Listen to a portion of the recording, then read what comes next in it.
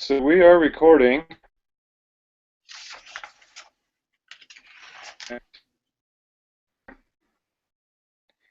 All right, so it says, so far we have learned to evaluate business models of startups. Today we will examine the business model decisions of a startup in a mature industry.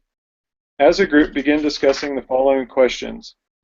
All right, so the first question is, was the venture, um, do you want me to do a little summary, or Aaron, do you want to give a little summary of their premise or their business model? Sure.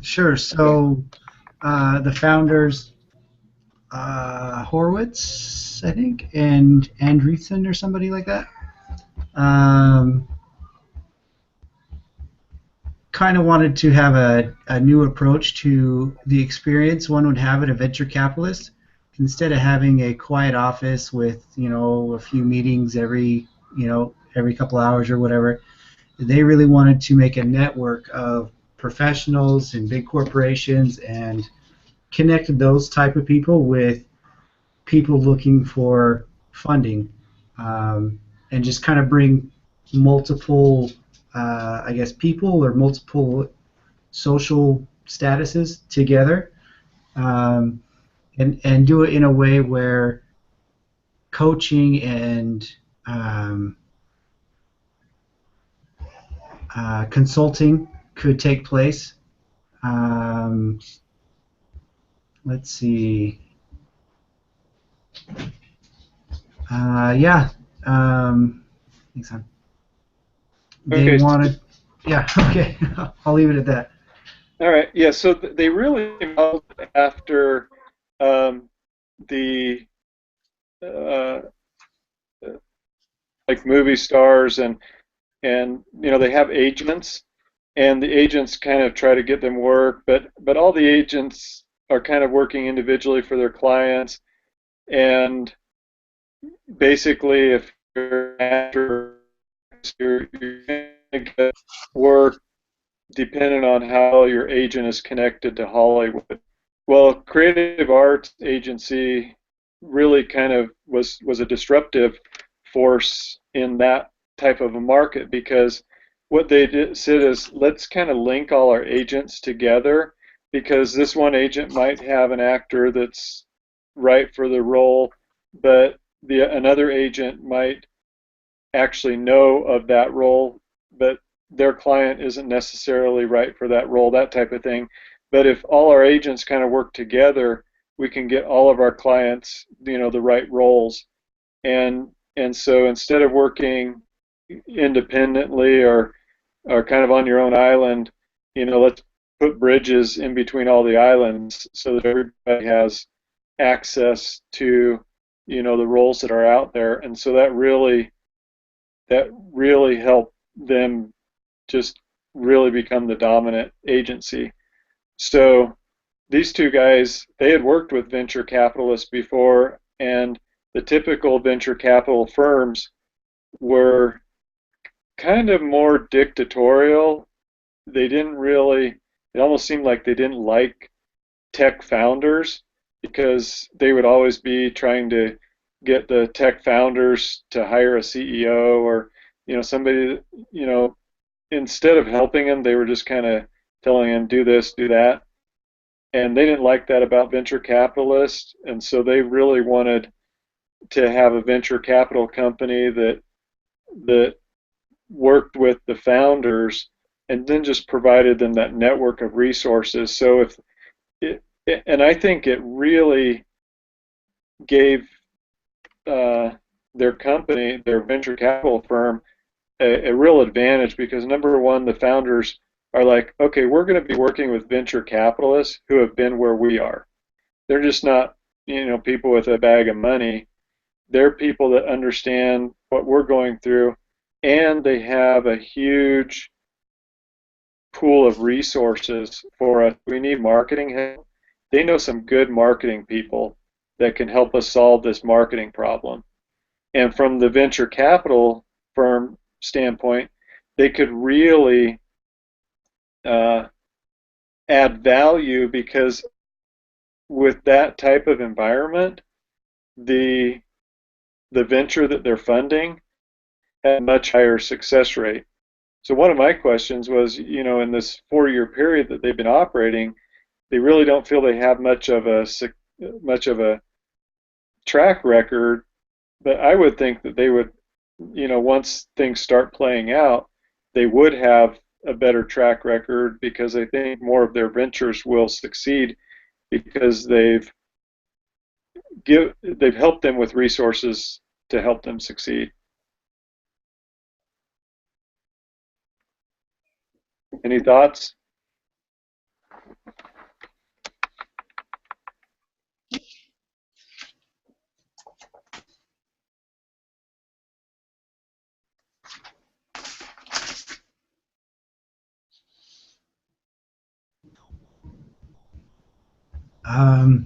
Other than you did a much better summary than I did.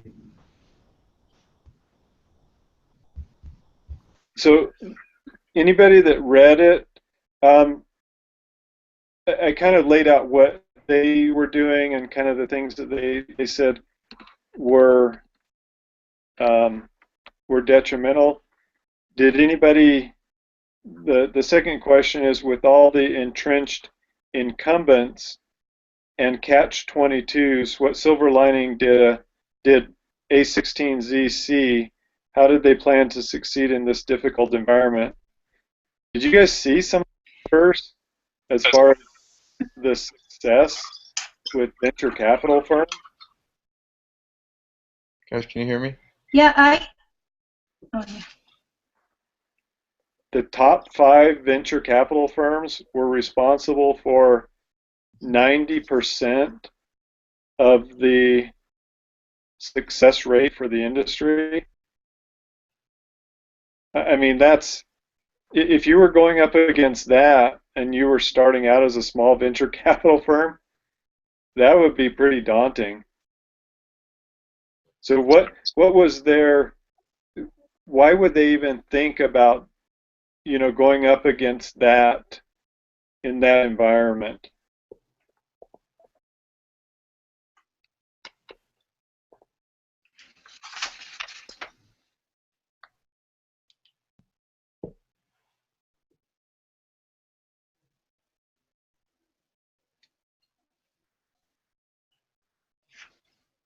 Hey, Do you have question, Norma?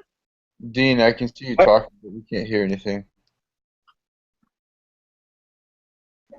Who's talking? Dean was talking, but there Oh, was no audio. By the way, guys, I'm here. I had to use my wife's computer, but I got in. okay, I, good. yeah, Dean, we can't hear you.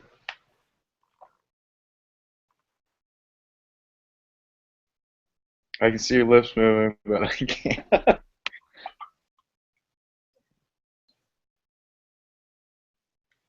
It just looks like he had something really important to say. Sorry. He's not muted.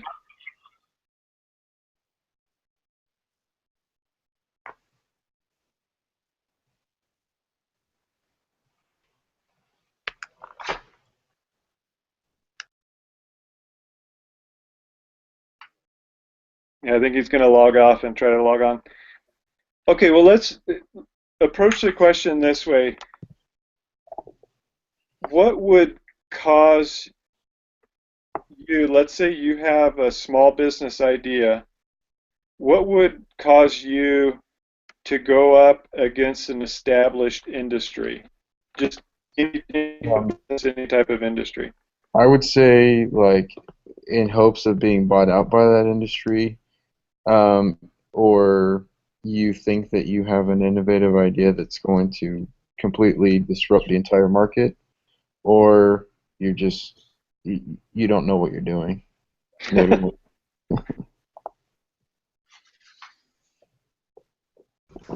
Yeah, maybe just a missed opportunity that you can identify, and then play off that, I guess, market gap, and try to find your niche within the market that's a little bit different than everyone else.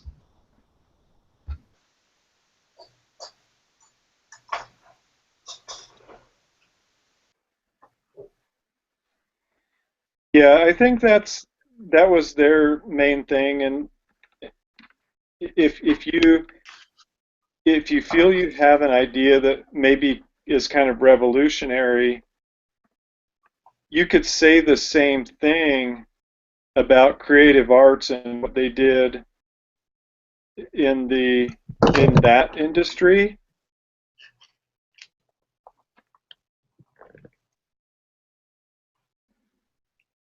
Looks like Dean's still trying to talk.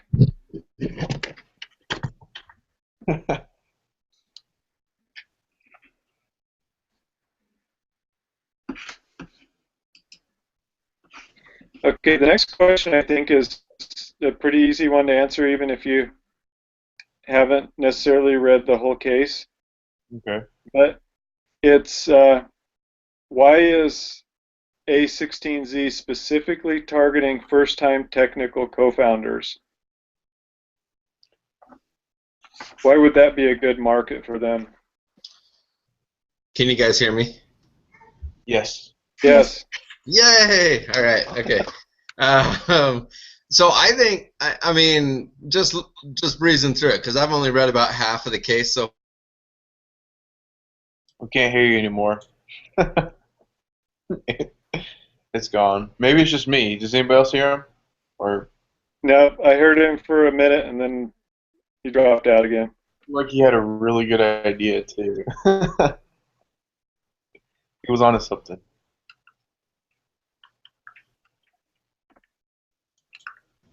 Um, I I guess going on the background of the two founders, like this was their playground. This is what they know as tech startup. So maybe they felt a connection with first-time technical co-founders, and wanted to help them because they feel like they've been in their shoes. They could provide experience and support for launching in Silicon Valley. Also, like I was gonna say, maybe the market right now only has kind of complicated processes or a service out there, so they're trying to make it more, I don't know, usable for kind of, newer people or something like that. Maybe there's no market for that right now. Maybe everything's kind of intimidating for the newer starter, or I don't know. That's just an idea without reading the case. can you guys hear me now? Yes. Yeah. All right. Okay. Quick. Yeah. So Kawasaki says niche thyself, right? And start out with a niche. So that is a niche I think that a lot of the larger VC firms were kind of passing over a little bit. And so this was a place that they could play. I think to Aaron's point and to Victor's point, it's something that they could support, but it's also it was a niche market for them. And he says niche thyself and then get to work, right? So if you're out there hustling, you're gonna get you need to scale and scale quickly, right? Become profitable and prove your market, prove your worth in the marketplace. Yeah. Along the same lines there, so just to take the reverse of that question, so they're specifically targeting first-time technical co-founders. Why would technical co-founders that have maybe done this a couple of times, why would they not find A16Z attractive as far as a venture capitalist? Well, a lot of the startup costs for tech companies have significantly decreased. Web storage, cloud storage, building websites, things like that has really become available to pretty much everyone. Kind of reading through that question, there's a lot of, and I don't recall what the case referred to a form of funding, but it's like social funding or something like that. Crowdfunding? Crowdfunding, okay, that's probably it. That, A, costs have gone down. B, people can find other sources of capital other than venture capitalists. So maybe the the breed is dying out, or venture capitalist is kind of exiting the spotlight. So without a major overhaul that A16Z plans to introduce, maybe eventually there won't be a need for venture capitalists. One thing that I was kind of wondering, maybe I missed it as I was reading through this, do you think that they charge more?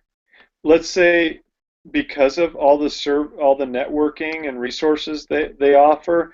For instance, let's say somebody goes to them and pitches an idea and they want $1 million because of their organization. I mean, did you see all the people that they hired and all the experts and stuff that they have on staff? Do you think that, let's say for that $1 million, the venture capitalist would want, say, let's just say for argument's sake, 20% of the company?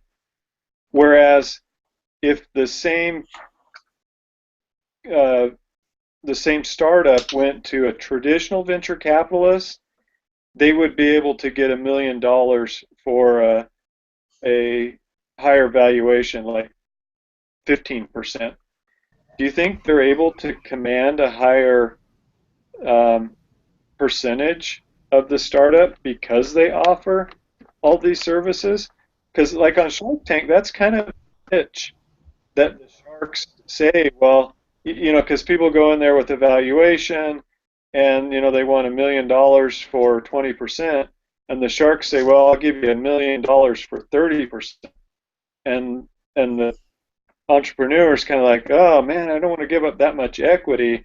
And the sharks are like, well, but look what you get. You get all our resources and everything like that. I just never saw anything in this case that indicates, well, they'll be able to capitalize more by offering this, and maybe that's why a first-time startup would want to go to them and maybe give them a higher valuation, whereas somebody that's done it quite a bit and maybe doesn't need all those resources will just go to a traditional venture capital and be able to get the same amount of money and give up less equity. You guys kind of think maybe that's Yeah, possible here? I remember reading that A16Z, was at the top of the upper limits when it comes to their fees and what they charge and things like that, their percentage or equity that they want to own. VC for a long time I thought meant vulture capitalism or vulture capitalist, because they're vultures. They just want as much equity as they could get. And I think vulture capitalist is a art of the start quote. I don't know. Maybe it was that book. Maybe it's something else. But um, I've actually got to start another group and another class real quick, Norman. Okay, well, thanks for your input here. Yeah, real quick before I jump out, will everyone be okay with meeting next Tuesday at 7 Mountain Time? Sure. And we'll do a back-to-back. Yes. Is back-to-back okay for everyone? Yeah. We'll do one at 7 and one at 7:30 or so? Yeah, that works. Okay. We'll try to keep them to 30 to 45 minutes each. That should work. Okay, and then who wants to be our group leader for next week? I can do next week. Victor, okay. The first one? Sure. At 7. And then, if you will, Victor, prepare a spiritual thought. You got it. It's like the outline is a prayer, then spiritual thought, and then start the discussion. Right. If you Ricardo want to, says he can do the following week. okay. The fall, like 7:42, or I mean Yeah, 7:30. 7:30. Okay. All right, guys. Thanks for all your input, and if you guys have any questions or anything else needs to be brought up, just shoot it in the thread of emails that we have going. So, all right, I'm out. See you guys. See ya. Good. Yeah.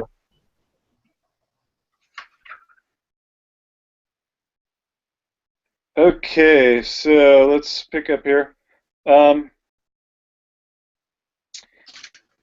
has the cost of tech startups impacted the venture capital?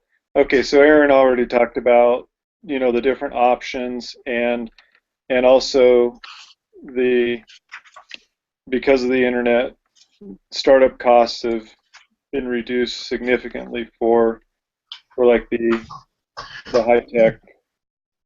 How has it impacted the need for technical co-founders to raise capital? I think there's less of a demand. I think it depends on the industry, though, right? So I've got a friend that just launched a supplement company. He's been working on it for like 2 years. They finally got enough traction with one of their products that they're really starting to take off. They just got interviewed to be on that daytime show, The Doctors. Have you guys heard of that? It's like a spinoff of Dr. Oz or whatever. Anyway, I mean, they're really starting to take off. But they got everything that they needed from Kickstarter, which is a crowdfunding site, right? Yeah. And but you've got, if you had like a technical startup, like a software company or something like that, I would think that you would need more of a technical person that could help you raise the VC capital. I think it depends on the industry. I agree with that.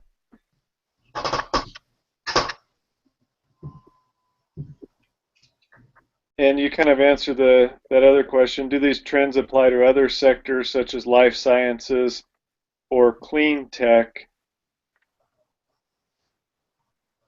So the other question is, what choices do technical founders have for financing that they didn't have a decade before? All right, we answered that. Let's move on to section 4. Venture capital firms compete on their ability to source, pick, and win.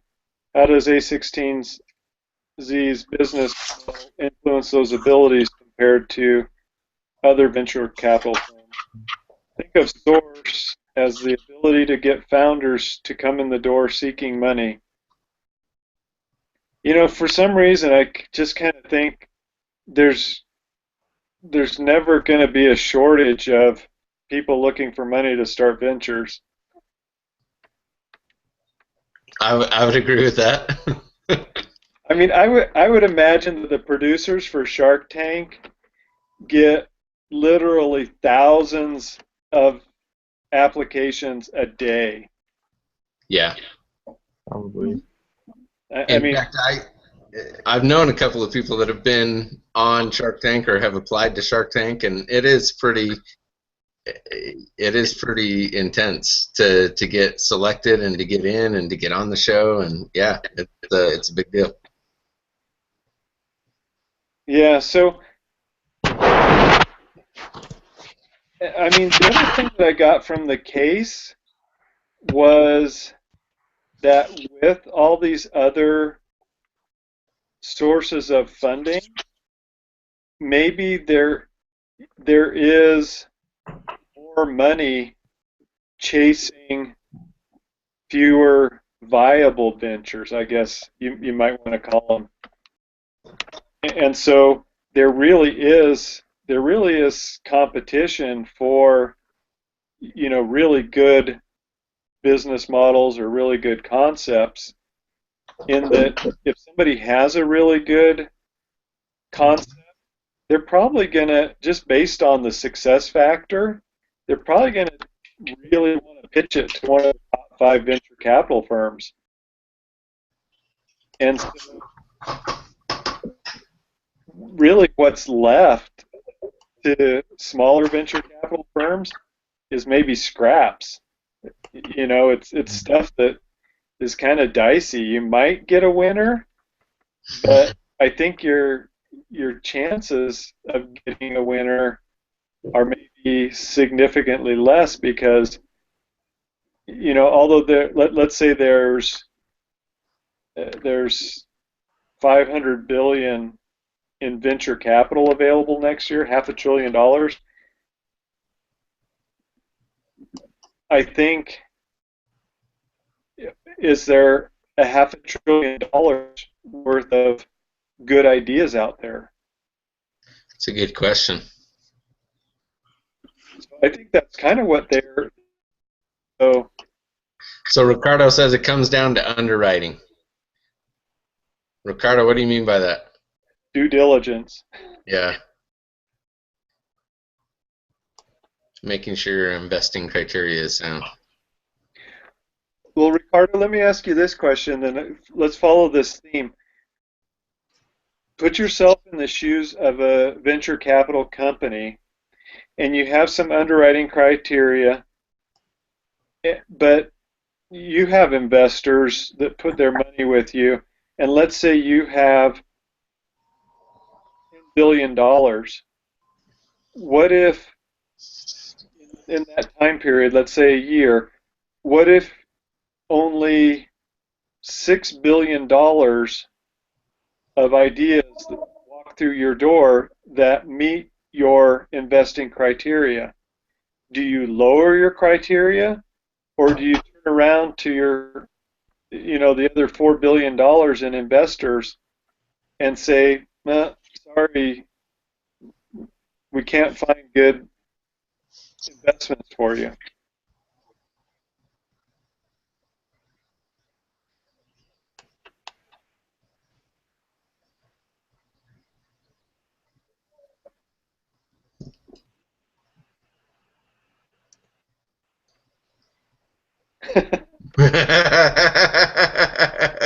Oh, yes, it does. If you look at the time value of money.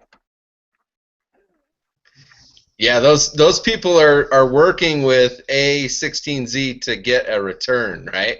They're not looking to wait around for whatever they can come up with. They want a return on their money now. They don't want it sitting parked on the sidelines because they know that time is money, and there's a net cost, right? There's a lost opportunity cost for that money sitting on the sidelines waiting to be invested.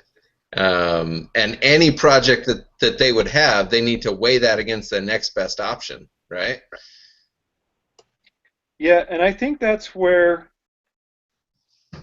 this firm, A16Z, I think that's kind of their point is, if we have this network, we can help a not stellar idea work because we have the tools to help make it work.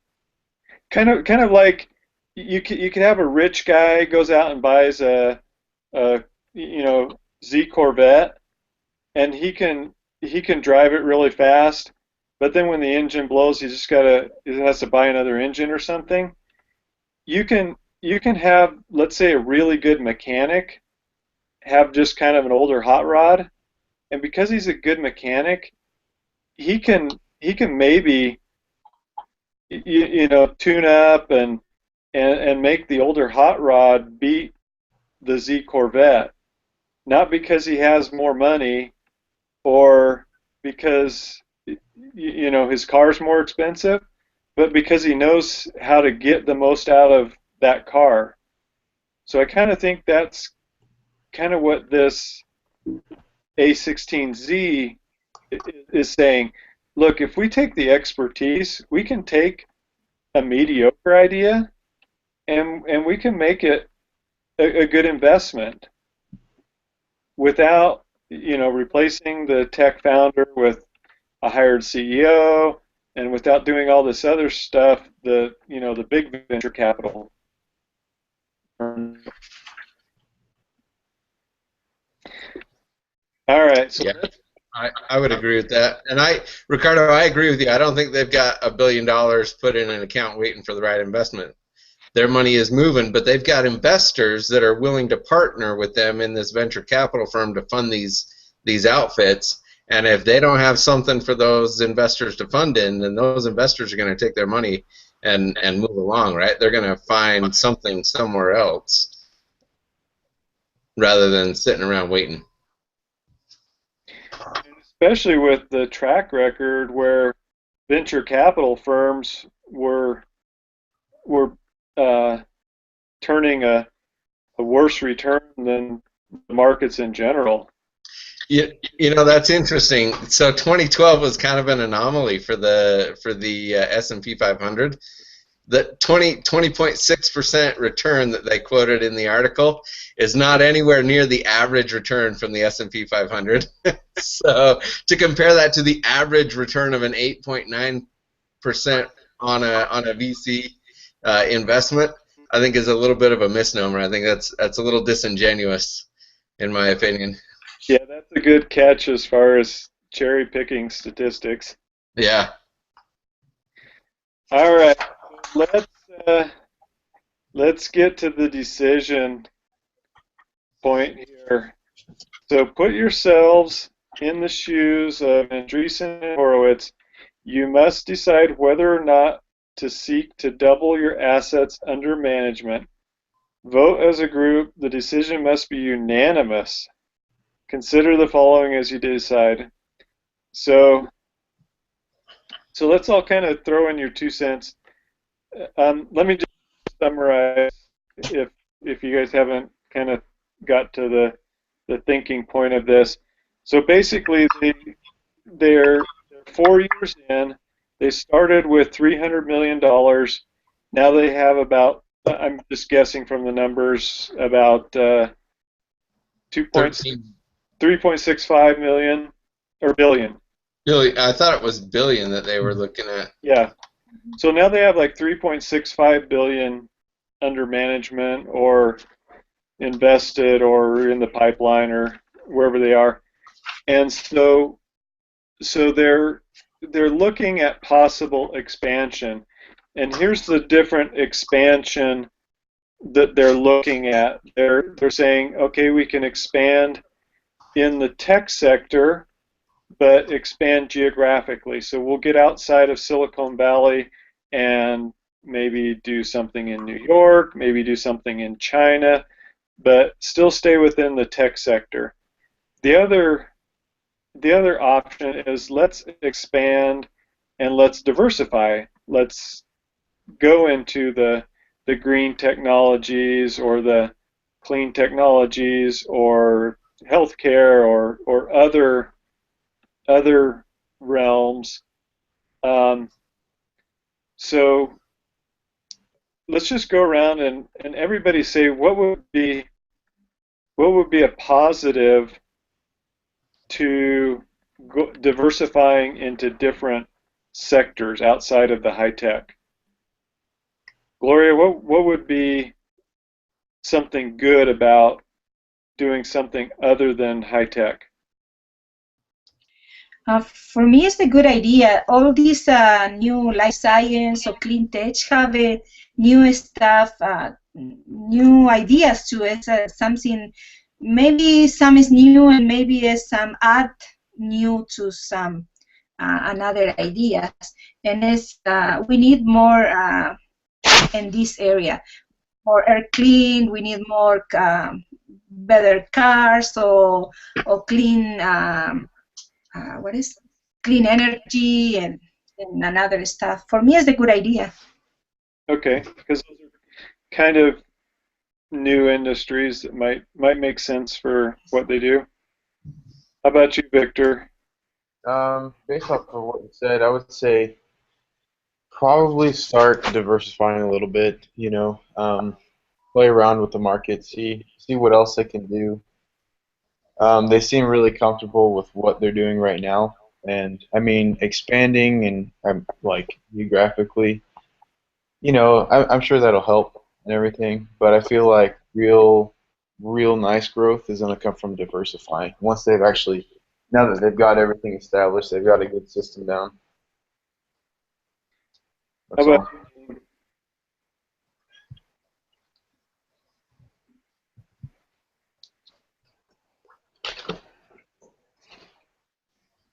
it looks like Ricardo's got some.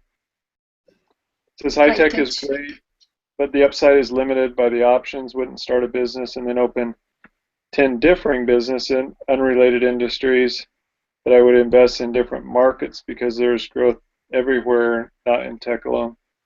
Okay, yeah, that's a good point.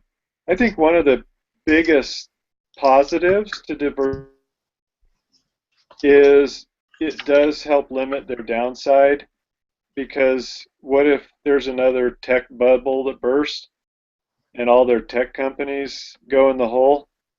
If you've got all your eggs in one basket, then you're really kind of left to those markets. What are the downsides to diversifying into different markets based on the organizational structure they have? It's going to cost a lot of money. Lots of new hires, new technology, deciding what type of, I don't know, thing they want to pursue. It's all going to cost, a nice amount of money. Yeah, that was points that the founders were looking at. They were saying, would we have to, because all their experts, the thing that they're really, their niche is providing this network, but do they really have a network for green technology or healthcare or some other thing? And would they have to, bring on all that staff and that expense? So I think that's probably the biggest downside to diversification, is expanding geographically in the tech sector, because I think expanding geographically in the tech sector, they kind of mention in one of the things here about economies of scale. They want to be able to take advantage of that, because it says, are there any economies of scale in this business? I think if they expand geographically but stay in the tech sector, New York, Shanghai, maybe Rio, just expand that way. That same network, marketing tech in New York probably isn't much different than marketing tech in Silicon Valley. So maybe they can still just use, the 5 marketing specialists that they have and just take on more growth that way.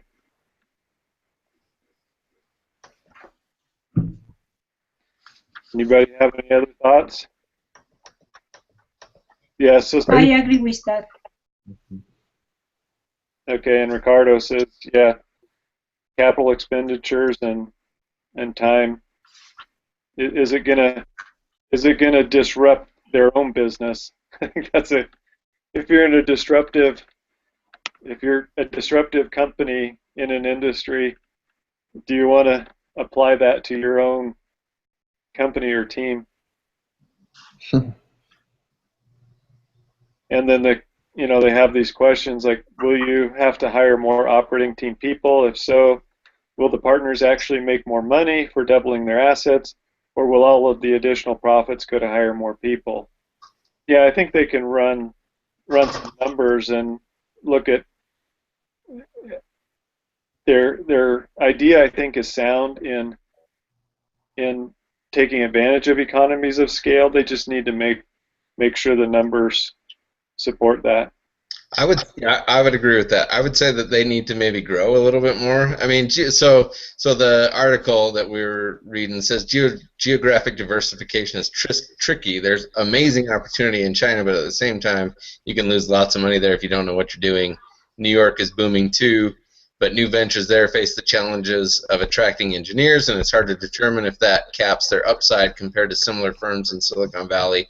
So, I mean, they're only 4 years old, and yeah, they've had some successful investments so far, but I think they need to hone in on that a little bit more, and build their portfolio a little bit more before they start diversifying from a geographic standpoint. This is my daughter. She just got done with softball. Hi. This is Emma. Say hi, Emma. Hi. Hi, Emma. Hi, Emma. Hi. All right, so let's go ahead and vote. Basically, the 2 questions, and I can't remember them either, on the pre-discussion poll was, should they grow geographically or diversify into other markets. So either type in markets or geo, or geographically.